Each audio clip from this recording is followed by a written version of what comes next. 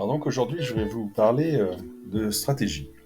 Euh, J'aime bien un petit peu tout contrôler et donc depuis le début de cette aventure, chaque jour, je remplis ce tableau en donnant le résultat quotidien de l'ensemble des positions prises.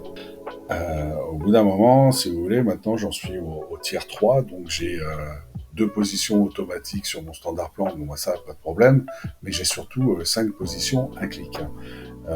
Et donc, au bout d'un moment, si vous voulez, il fallait trouver une solution. Ce que j'ai fait, j'ai réussi à créer une petite macro.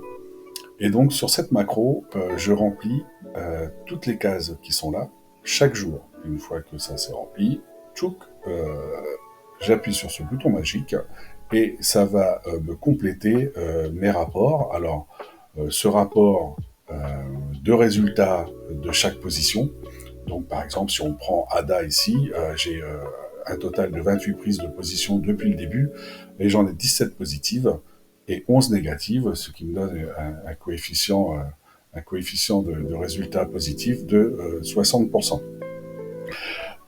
Cette macro, forcément, vient aussi compléter ce tableau de rapport, et chaque jour, automatiquement, il vient mettre les résultats.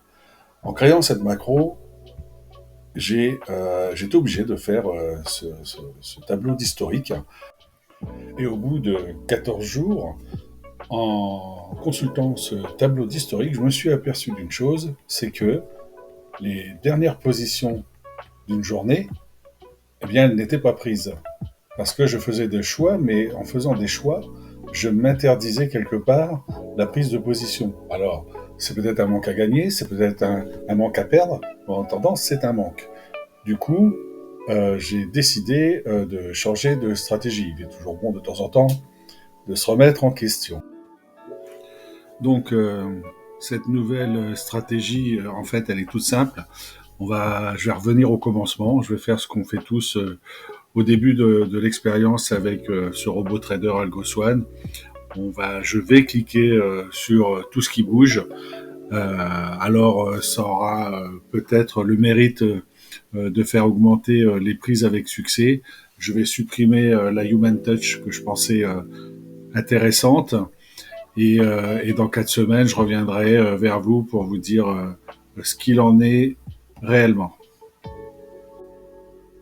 Voilà, donc avant de vous quitter, bien évidemment, je vous invite à aller consulter mon blog mission-algoswan.blogspot.com, le dernier article qui est à l'origine de cette vidéo, apprendre de ses erreurs. Dans cet article, vous y retrouverez davantage d'explications, davantage de détails. Et en attendant la prochaine vidéo, je vous souhaite bon trad sur AlgoSwan. Merci, à bientôt.